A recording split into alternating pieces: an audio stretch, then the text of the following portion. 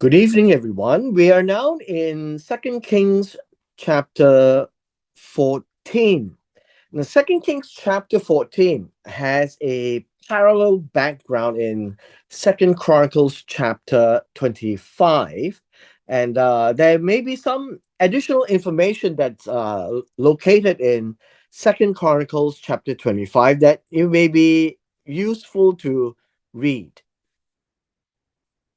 But we continue here in the second year of Joash, son of Jehoahaz, or Joachaz. You notice that some of these names, they have short forms and long forms, very much like some of the English names when you have a name like, say, Timothy, and you call the person Tim. Both are equally the same person that we are referring to. And so when we have Joash, it would be Yehoash. And then we have Joachaz, it would be Yehoachaz. They are both the shortened form of the longer name, King of Israel. And then Amaziah, the son of Joash, king of Judah, became king. Now, again, we should put this into perspective. Joash is the short for Yehoash. Yeah, and this one here that we are talking about, Yoachaz, is the short for Yehoachaz. We are focusing right now on Amaziah. As you can tell, as when we go through the book of Kings, each of the chapters move between the southern and the northern. This would be Israel, and this would be Judah. And so they are positioned against each other so that we can actually have a clear picture of the actual ascension and death of a particular king. So we continue with verse 2. He was 25 years old when he became king. He reigned for 29 years in Jerusalem. His mother's name was Yehoadin, or Jehoadan of Jerusalem. Now, the idea of Jehoadan is, you can think of it as somebody who is delighted of God, right? A person who is beloved or delighted of God. Verse 3. And then each of the southern king had a problem. He, Amaziah, did what was right in the eyes of the Lord. The idea what was right is what is Yasha. Now again, what is right means he was doing what was correct in terms of the Torah of God, and he followed the path. And then it says, yet not like his father David, meaning he is not a man after God's heart in that sense. He acted in accordance with everything that his father Joash had done. What does this means is he is very much following Joash's footsteps instead of David's footsteps. When you read this word, his father, in the Hebrew context, whether it's father, grandfather, great great grandfather, or great great great great grandfather, it is still father. And so he is being compared to Joash as well as David. David, as we know, is the renowned king that God had chosen to replace Saul, man after his own heart. Meaning, whatever God tells him to do, he will go and do it. But he acted. Now, this word says acted, the things that he did, which means that he himself is personally responsible for his actions. He actually did not like David, but he did like Joash. What were these things? Verse 4 tells us only the Bama, or the Bamot in plural. This is what we call Bama. And these are altar. Those people had their own personal altars. These altars were not eliminated. Now, this word eliminated literally means removed. Removed. They were not removed. They were not brought to an end. They were still around.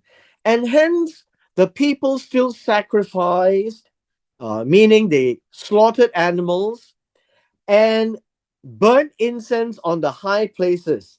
The idea of incense is essentially like frankincense and things that they use actually in the offering to God. And they did it in their personal, what we call private altars. In the beginning, when they moved into the promised land, they had personal altars until God gave them the place in Shiloh, that all focus should be at Shiloh, where the tabernacle was. And then eventually it was moved to Jerusalem, and hence Jerusalem became the focal point. We had read yesterday that in the north, they may have eliminated the Baal and the temples and all the pagan gods, but they left the sins or the misleading work of Jeroboam, which is the two golden calves, one in Bethel and one in Dan. And you keep seeing that being repeated of the north. It has become a culture that the king thinks that it is part and parcel of their northern life. In the south, when they already have the temple, you will also see that the kings never remove these private altars, which they think that it is part and parcel of their cultural life. The reason when God says he followed the Torah, that he did all the right things, the Torah itself was said that you could have private altars, but now you don't when God has put together a particular place in Jerusalem. That well, the king never discouraged that and never eliminated that from the practices of the people. That is what verse 4 meant. Verse 5, and then it came about when it's seen that as soon as the kingdom was firmly in his hand. Now, this idea firmly in his hand is that he had consolidated power. Consolidated power. Why? Because when he doesn't have the power, he would not dare to take action on those who had killed his father.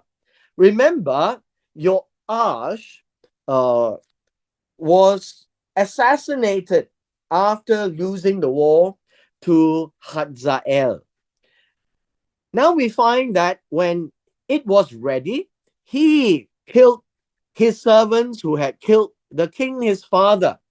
This is a vengeance, a revenge. This is a revenge killing. It is also a killing that is sanctioned by the Torah. However, in this case, you find that when there's somebody kills or murders, it has to be brought to the court of law. In this case, he became the court of law. He is the king, and he avenged the death of his father, of which these servants that it was mentioned in chapter 12, who had killed the father, now gets killed. You find something like the situation where David was to punish Joab, but David never managed to do so until Solomon. And so Solomon had Joab killed. You always find this happening in the next generation when they have solidified their control of power. The highlight of this is in verse 6. Verse 6 me is he did not put the sons of the killers, his father's killers. It says, uh, in obedience to what is written in the book of the law of Moses. Now, let me explain this to you. It says, in obedience means that according, in accordance. It is actually not in obedience, in accordance to what was written in the book of Moses. This is actually Deuteronomy chapter 24 and in verse 16. You can also read this in Ezekiel chapter 18. But the interesting thing here is these words: as the Lord has commanded, saying, the fathers shall not be put to death for the sons, nor the sons be put to death for the fathers, but each shall be put to death for his own sins. Which tells us, according to the law of Moses, this would be the Torah of Moses. I don't like the word law, but it is usually translated as law. But the instructions that was provided for Moses, written in the first 5 books, this is in the book of Deuteronomy, as God has commanded, everyone is responsible for himself. The sons will be put to death if the sons behave like the father. That is the rule, because life is precious. You cannot put down innocent life. And hence, the one that who has committed the felony, in this case, the murder, the assassination of the father of Amaziah, then Amaziah would just take the vengeance according to what God has spoken to Moses. That is, the father is responsible. The sons go untouched because the sons did not practice what the fathers did. Verse 7, he killed 10,000 of the Edomites. Now remember, the Edomites are subservient to the kingdom of Judah in the valley of Salt, and took Selah by war and named it uh, Yok, Yok Te'el, Yok Te'el, as is to this day. This is in the land of Edom. This is in the land of Edom, the land of Seir. Now, one of the interesting thing is this word Selah. Selah is actually rock. And in Greek, this name is Petra.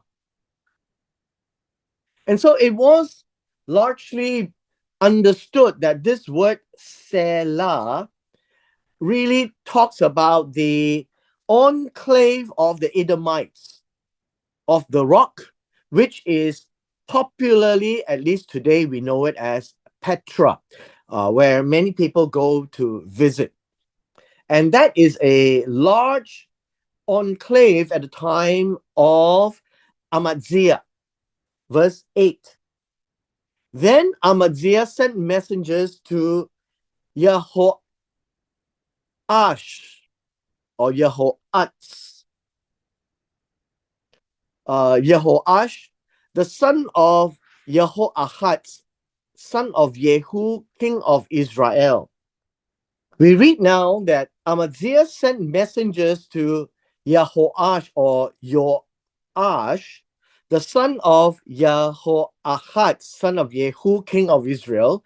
So we find that Joash is now king who took over from Joahatz. That would be the short form of the name.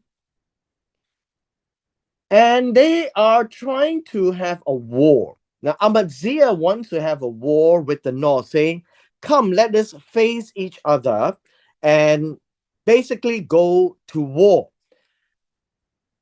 The intent here was very strange because they are supposed to be brothers. And so, why are they going to war?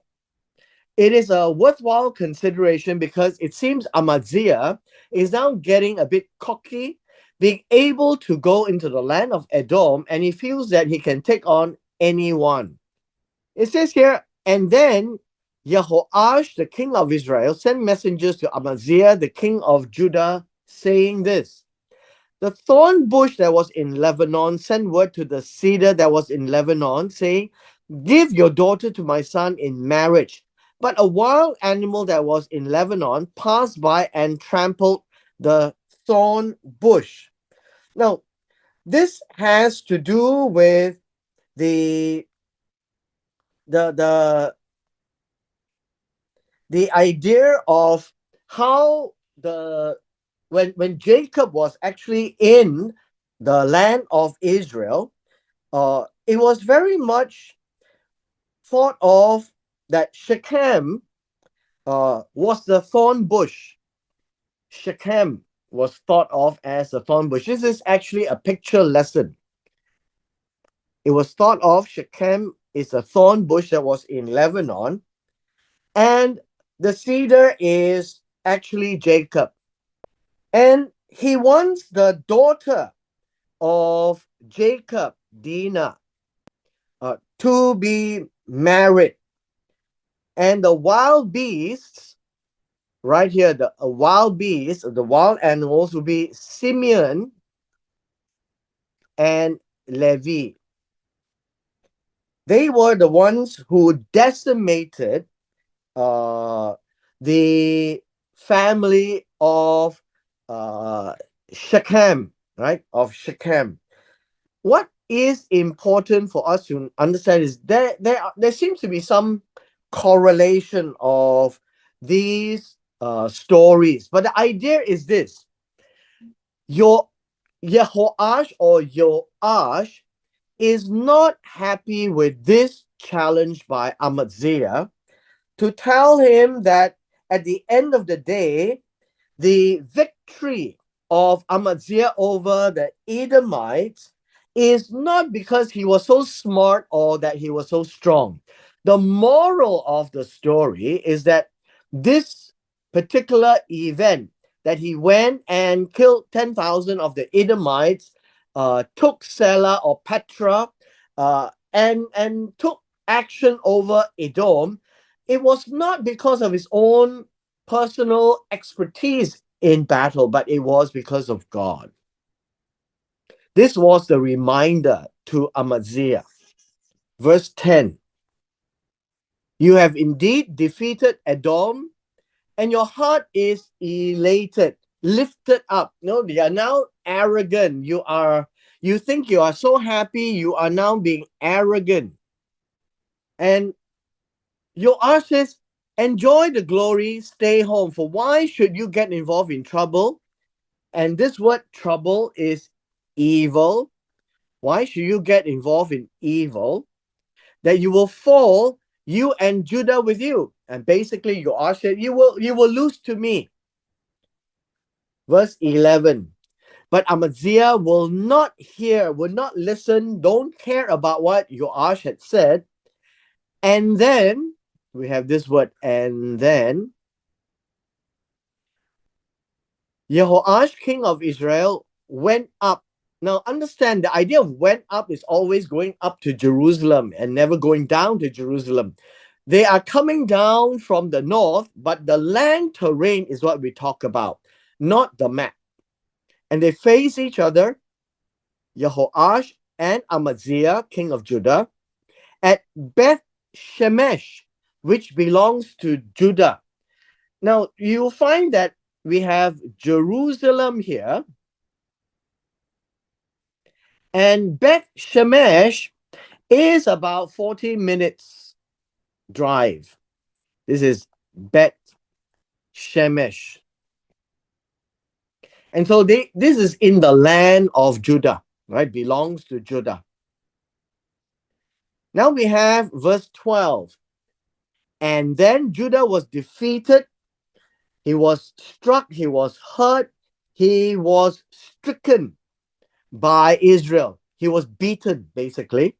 And then they escaped, every man to his tent. Now, every time you read this, every man to his tent means everybody is running wild and running away. Verse 13, and Jehoash, king of Israel, captured Amaziah, king of Judah. Now, this word captured here is the word seized. Seized. In those days, when you captured the king, you would have captured the territory. The son of Jehoash, the son of Ahaziah, at Beth Shemesh. And then he came to Jerusalem, and then he tore down the wall of Jerusalem from the gate of Ephraim to the corner gate, 400 cubits. Now you would find that, why is it that you need to go and break down the wall? So let's say that Jerusalem had a wall. Why does Joash need to break down the wall? This is the idea. The winner or the victor doesn't ride through the gates. Symbolic, they break the wall to show that they have won the battle, and breaking down the wall will show that they will seize the territory. And that would be the way to read this. Verse 14, he took all the gold, all the silver, all the utensils which were found in the house of the Lord and in the treasuries of the king's house. Remember, earlier on, you find Joash, the father, had given that to Hazael. And so now the hostages as well, and returned to Samaria. Hostages in those days would be to take the best of the young people of the land, not like Nebuchadnezzar doing that. Verse 15, now for the rest of the acts of Jehoash that he did, his might, and how he fought with Amaziah, the king of Judah, are they not written in the book of the Chronicles of the Kings of Israel, which, by the way, is lost? And here we have to read Second Chronicles chapter 25. Each of the segment of the narrative also talks about the reign. It doesn't tell us about the birth, but it's important for us to know when it starts. When the reign starts, in which year of the other king's reign. That is obviously how people in the ancient world will document the timing, the calendar. For example, in places where you've got kings, for example, in China, you find that the historical documentation is always to tell you in which year of the king certain things happened. In which year did the king ascend to the throne with regards to the previous king? In the book of Kings and Chronicles, then they would contrast it between the southern and the northern kings. And then Jehoash lay down with his fathers, he died, and then was buried in Samaria with the kings of Israel. And his son Jeroboam became king in his place, and we find it here. Right? We find it here. Verse 17, Amaziah, the son of Joash, the king of Judah, lived for 15 years after the death of Jehoash, son of Jehoahaz, the king of Israel. And basically, we see that because of this, if you take a look at this numbers, he reigned for 29 years, and Joash reigned for 16 years. When Joash died in the 15th year of Amaziah, there is actually another 14 years to go, right? 15 minus 29, right? 15 out of 29, you have 14 years to go. But it says here for 15 more years. So what you find is that you have a lifespan of 14 years, and the final year is a part year, right? A part year, not a full year. And it is counted as 15 years in this case. Oftentimes, you see that is how years are counted in the book of Kings and Chronicles. Verse 18, as for the rest of the acts of Amaziah, are they not written in the book of Chronicles of the kings of Judah? Again, this book is lost. Verse 19. Now, the verse 19 is the revolt. Revolt or the conspiracy. You call it conspiracy.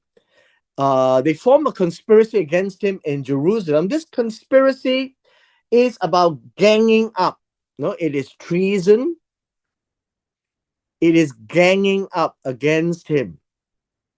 Like how Athaliah called this conspiracy or treason when they ganged up against her. And so this is against Amaziah. He fled to Lachish. Lachish is a town that is somewhere further away from Jerusalem. That is the land of the Philistines. If we go back into the old times of Samuel. So they sent men to Lachish after him and killed him there. And so now we have an assassination. With this assassination, verse 20, then they lifted him on horses, and then he was buried in Jerusalem with his fathers in the city of David, gave him a proper burial. Verse 21, and then all the people of Judah took Azariah, who was 16 years old, and then made him king in the place of his father Amaziah. So we find that a little bit down the road, we have Azariah. We learn in verse 22, some of the things or highlight that he did was he built Elat.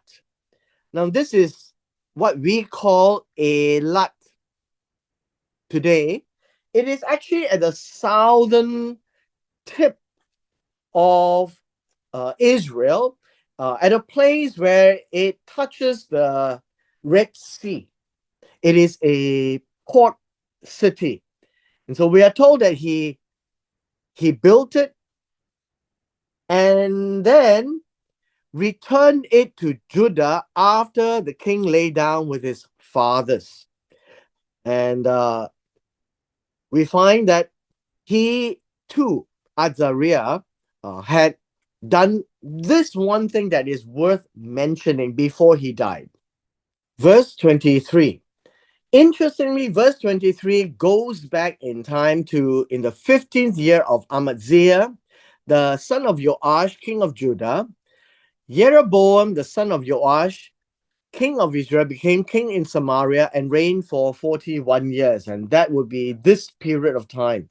In the 15th year of 29 years.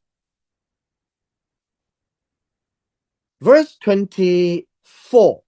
In verse 24, we are now talking about Jeroboam.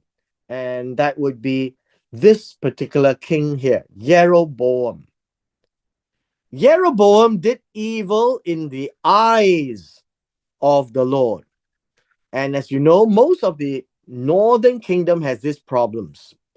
He did not abandon all the sins of Jeroboam, the son of Nebat, in which he misled Israel. These would be the 2 golden calves. Verse 25, he returned the border of Israel from the entrance of Hamath as far as the Sea of Arava. Now, this Sea of Arava is actually the Salt Sea or the Dead Sea.